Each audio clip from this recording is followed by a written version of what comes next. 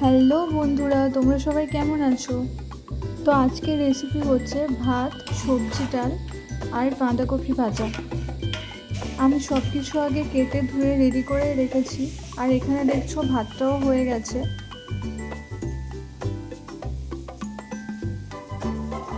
এবার ডালটা বসানো ছিল, ডালটা সেদ্ধ হওয়ার পরে ওখানে আমি ফোড়ন দিয়েছি।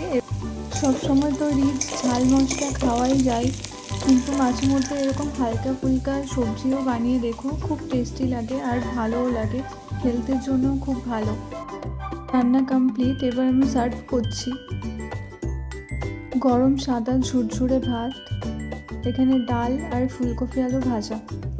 ডালটা এরকম দেখতে হয়েছে কারণ এখানে আমি বেশি তেল মশলা দিইনি, সেজন্যই।